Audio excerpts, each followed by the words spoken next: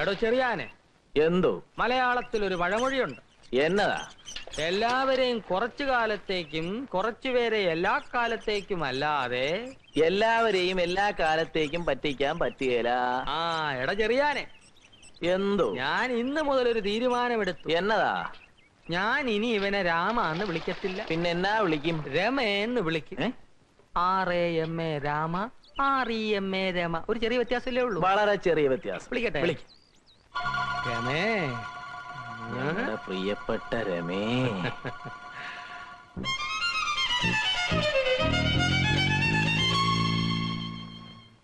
വിശാരടി, ഞാനാണ് പറഞ്ഞതെന്ന് പറയല്ലേ. അയ്യര് വെറുതെ. ഇത്രയും ദിവസം ഒരു 3rd ക്ലാസ് ബ്രോക്കറെ പോലെ എന്നെ കൊണ്ട് വാതിൽ പൂട്ടിച്ച് അകത്തിരുന്ന് സൂചിച്ചിട്ട് രണ്ടിനെയും വറുത്തെടുക്കും ഞാൻ. ഇവനെന്തിനാ രാവിലെ ഇരുന്ന് മോങ്ങുന്നത്? അവനോ? ഏതവൻ? രാമൻ. എടാ ചെറിയാനെ, എന്തോ? നിനക്കൊരു കഷ്ണം കേക്ക് കിട്ടിയാ നീ എന്ത് ചെയ്യും? നമ്മൾ 3 പേരും കൂടെ കഴിയും. പിന്നെന്താ അവനൊരു കഷ്ണം കേക്ക് കിട്ടിയപ്പോ നമ്മൾ ഒറ്റപ്പെടുത്തുന്നത്? കേക്കല്ല കോപ്പ്. തന്നെ മനസ്സിലിരിക്കുന്ന എന്താന്ന് വെച്ചാ പറ വിശാരടി. മനുഷ്യന് വേറെ ജോലിയുണ്ട്.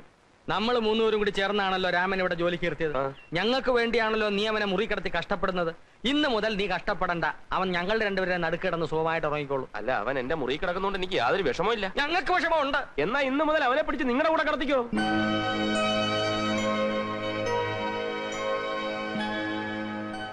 ഓമനക്കുട്ടൻ അത് അത്ര സന്തോഷമായിട്ടല്ല പറഞ്ഞത്.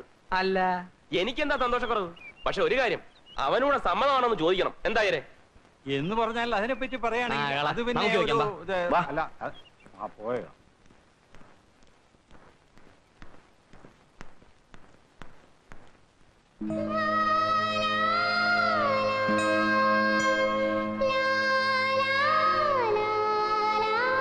അയ്യോ പെണ്ണ്. അതെ പെണ്ണ്. നീ ഇപ്പോഴാണോ അറിയുന്നത്? അതെ,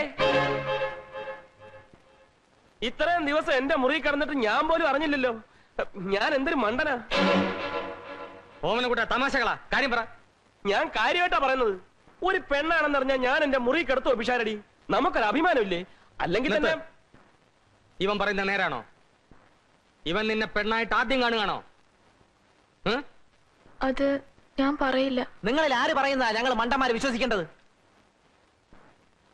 അത് ചേട്ടൻ പറഞ്ഞിട്ടുണ്ട്. എന്ത് പറഞ്ഞിട്ടുണ്ട്? മുറി നടന്ന കാര്യം പുറത്ത് പറയരുതെന്ന്. അയ്യോ, പറഞ്ഞിട്ടുണ്ടോടാ? പറഞ്ഞിട്ടുണ്ടെന്നല്ലേ പറയുന്നത്. ചേട്ടൻ പറഞ്ഞാ നീ പറയോ? പറയും. ചേട്ടൻ പറ. എന്തോ പറയാനാ? പറയണ്ട കാര്യം എന്നാ പറ.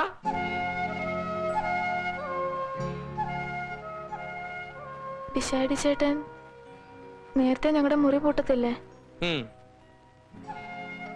രാത്രി മുഴുവൻ ഞങ്ങൾ സംസാരിച്ചോണ്ടിരിക്കും. എന്തുവാ ഈ സംസാരിക്കുന്നേ? ഇറാഖിലെ പ്രശ്നോ? ചേട്ടൻ ഒരുപാട് തമാശ പറയും, കഥകൾ പറഞ്ഞു തരും. ചേട്ടൻ വരുമ്പോ മുല്ലപ്പൂ കൊണ്ടുവരും, തലയിൽ ചൂടിത്തരും, പൊട്ടുകുത്തും. ചേട്ടൻ നന്നായി മൃദംഗം വായിക്കറിയോ? പൂവും പൊട്ടുമൊക്കെ പോട്ടെ, ഇവൻ നിന്റെ ശരീരത്തിൽ തൊട്ടിട്ടുണ്ടോ? ഒരു പ്രാവശ്യം മാത്രം എന്നെ കെട്ടിപ്പിടിച്ചു. മുല്ലപ്പൂ വെച്ചെന്നപ്പല്ലേ? കള്ളം. നിങ്ങൾക്കിത് കേട്ടു നിൽക്കാൻ ഭ്രാന്തുണ്ടോ? ഇതിന് തലയ്ക്ക് സ്ഥിരമില്ല. തലയ്ക്ക് സ്ഥിരമില്ലാത്തതേ ആ കുട്ടിക്കല്ല, നിങ്ങൾക്കാണ്. ഞാൻ എന്റെ കണ്ണുകൊണ്ട് കേട്ടാണ് ആ കുട്ടിയെ മുന്നിലിരുത്തി നിങ്ങൾ മൃദംഗം വായിക്കുന്നത്. അയ്യര് പോകത്ത്. ഞാൻ വെറും കൊച്ചാണെന്നൊന്നുമല്ല. നിങ്ങൾ പുറമെ ഇറങ്ങിപ്പോവാൻ. ഇത് എന്റെ വീടാണ്. എന്റെ വീട്ടിൽ വെച്ചൊരു പെണ്ണിനെ വിഷമിപ്പിക്കുന്നതാണ് എനിക്ക് ബുദ്ധിമുട്ടുണ്ട്. നിങ്ങളെ വീടാണെങ്കിൽ വാടായിരുന്നു ഞങ്ങൾ. എന്ത് വാടക? വാടകയുടെ കാര്യമൊന്നും പറയണ്ട. കുറെ കാലമേ ഞാൻ അനുഭവിച്ചോണ്ടിരിക്കുക. വേണ്ട, നിങ്ങൾ നല്ല സ്നേഹത്തിൽ കഴിയണം. ഞാൻ കാരണം നിങ്ങൾ വഴക്കിടണ്ട. ഞാൻ പൊയ്ക്കോളാം.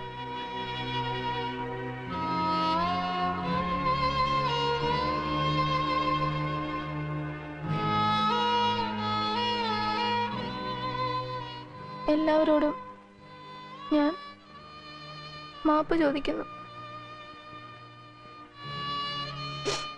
ആരെയും മനഃപൂർവ്വം പറ്റിക്കാനായി ഞാൻ ഒന്നും ചെയ്തിട്ടില്ല. ഗതികേട് കൊണ്ട് ചേട്ടനെ എനിക്കിഷ്ടമാണ്. ചേട്ടനെ ഒരിക്കലും എനിക്ക് മറക്കാനാവില്ല.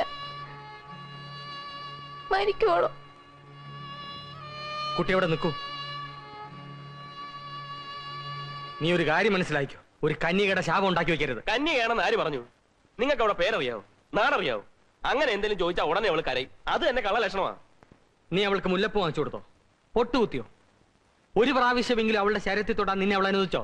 തൊട്ടു എന്ന് പറഞ്ഞാൽ അങ്ങനെ തൊട്ടിട്ടൊന്നുമില്ല. ദാ ഇങ്ങനെ പിടിച്ചു, അപ്പോഴേക്കും കരഞ്ഞു. ആയിക്കോട്ടെ, പക്ഷെ നീ അവൾക്ക് ആശ കൊടുത്തിരിക്കുക. ഓമനക്കുട്ടാ, ഞാനാ പറയുന്നത്, ഒരു കന്യകയുടെ ശാപം ഉണ്ടായാൽ നീ നിന്റെ തലമുറയിൽ നശിച്ചു പോവും.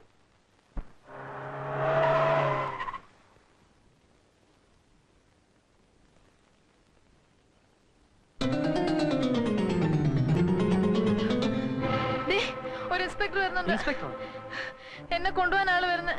എന്നെ ആളോട് അയക്കില്ലേ, ഞാൻ പിന്നെ എവിടെയെങ്കിലും പോയിക്കോളാം. അയ്യോ ദേ ഇപ്പൊ വരും. കുട്ടിയോടെ നിൽക്ക.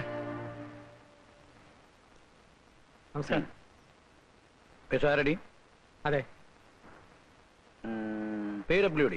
അതെ സസ്പെൻഷൻ? അതെ. ഒരു പ്രധാനപ്പെട്ട കാര്യം പറയാനുണ്ട്. ഓ,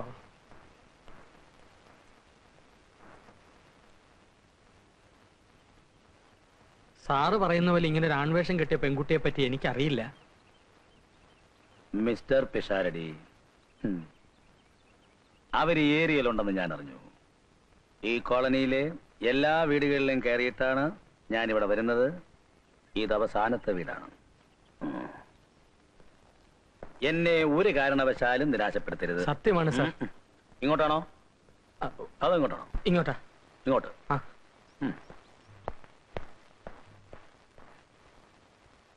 പറയുന്നത് പ്രത്യേകം ശ്രദ്ധിച്ചു കേൾക്കണം. പണവും പ്രതാപവുമുള്ള ഒരു കുടുംബത്തിലെ പെൺകുട്ടിയാണ് അവൾ. She is missing. അതാണ് ആദ്യത്തെ കേസ്. അതിന് ഞാൻ എന്ത് ചെയ്യാനാ സാർ? നിങ്ങൾക്ക് ഏറ്റവും അടുപ്പമുള്ള ഒരു സുഹൃത്ത്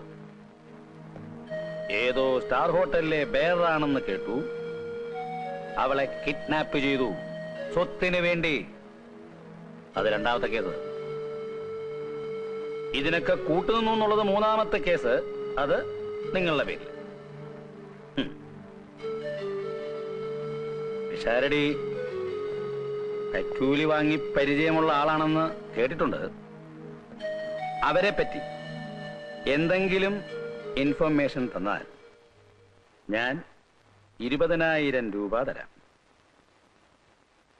ആലോചിച്ചു പറഞ്ഞാൽ മതി. സാർ 1,00,000 രൂപ തരാമെന്ന് പറഞ്ഞാലും എനിക്ക് അറിഞ്ഞുകൂടാത്ത കാര്യങ്ങൾ ഞാൻ എങ്ങനെ പറയും സാർ? ശരി.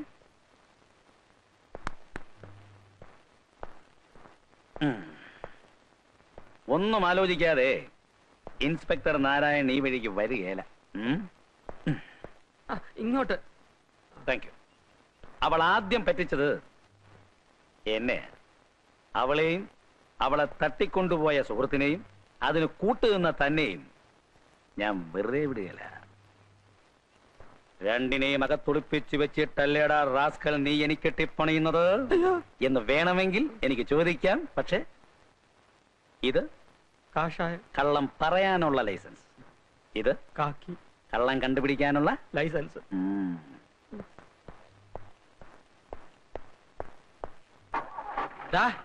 കുറച്ചു ദിവസം നിങ്ങൾ രണ്ടുപേരും തനിച്ച് എവിടെങ്കിലും പോയി ഒളിച്ചു താമസിക്കുന്നതാണ് ബുദ്ധി. പോലീസ് നിങ്ങൾ രണ്ടുപേരുടെയും പിന്നാലെ ഉണ്ട്. എന്തിന്? ഒരു വലിയ വീട്ടിലെ പെൺകുട്ടിയാണ് ഇവൾ. നീ അവളെ തട്ടിക്കൊണ്ടുവന്ന് ഇവിടെ താമസിപ്പിച്ചിരിക്കുകയാണ്. ഞാനോ? എന്തൊക്കെയായി പറയുന്നത്? ആ ഇൻസ്പെക്ടർ പറഞ്ഞത്. ഞാൻ എന്തിനു ഒളിച്ചു താമസിക്കണം? അങ്ങ് അകത്ത് കയറിയാ പിന്നെ ഇറങ്ങാൻ പ്രയാസമാണ്.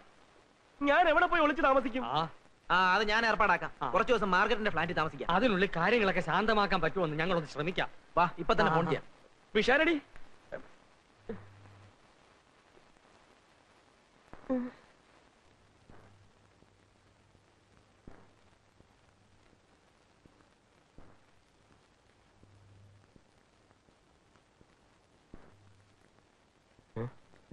നൂല് ദേ ആ സോഫയിലോട്ടിരുന്നേ.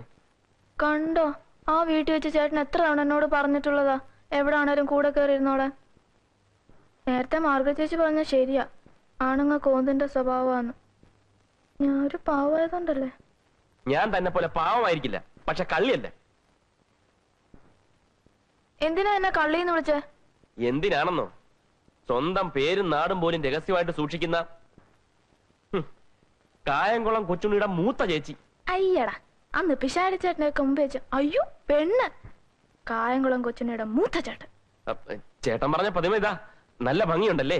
ഞാനെല്ലാം കേട്ടു. ഞാനും ചെറിയാൻ എങ്ങനാ 5 മിനിറ്റിൽ 10 പ്രാവശ്യം വഴക്കൂടും. പിന്നെ രാത്രി കഴിക്കാൻ എന്താ വേണ്ടത്? ചപ്പാത്തി ആയാലോ? ആയിക്കോട്ടെ. രണ്ടുപേരും എന്നെ ഒന്ന് സഹായിക്കണം, ഞാൻ ഒറ്റയ്ക്കേ ഉള്ളൂ. അതിനെന്താ? ചേട്ടൻ നന്നായി ചപ്പാത്തി വരുത്തും. അതെയോ? ആ അത് കൊള്ളാലോ.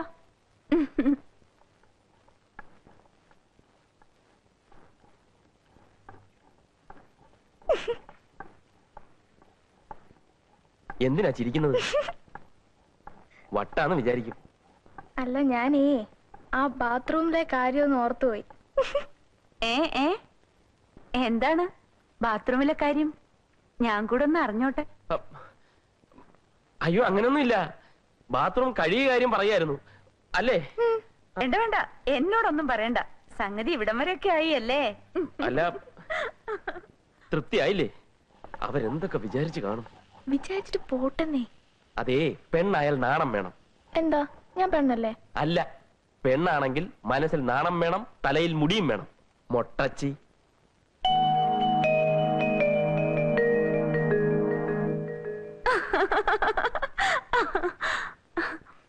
അയ്യേ, എന്താ ഇത്? കൊച്ചുകുട്ടികളെ പോലെ. ലേഡി ഡയാനയ്ക്ക് എത്ര മുടിയുണ്ട്? പ്രിയങ്ക ഗാന്ധി എന്ത് സുന്ദരിയാ, മുടിയുണ്ടോ?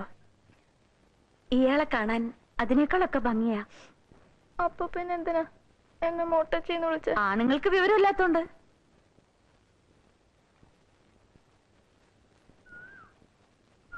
ആണായ പോരാ, വിവരവും വേണോന്ന് ചേച്ചി പറഞ്ഞല്ലോ. എനിക്ക് ആവശ്യത്തിനുള്ള വിവരമൊക്കെ ഉണ്ട്. എന്നാ പറ, ലേഡി ഡാനയ്ക്ക് എത്ര മുടിയുണ്ട്?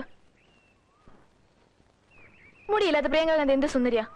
ഞാൻ ഇവരെ കാണാൻ ലണ്ടനിലും ഡൽഹിയിലും ഒന്നും പോയിട്ടില്ല. പക്ഷെ ഇങ്ങനെ മുടിയില്ലാത്ത കുറെ പേരെ കണ്ടു. അങ്ങ് പേരൂക്കട ഭ്രാന്താശുപത്രിയിൽ കുറെ മൊട്ടച്ചികളെ.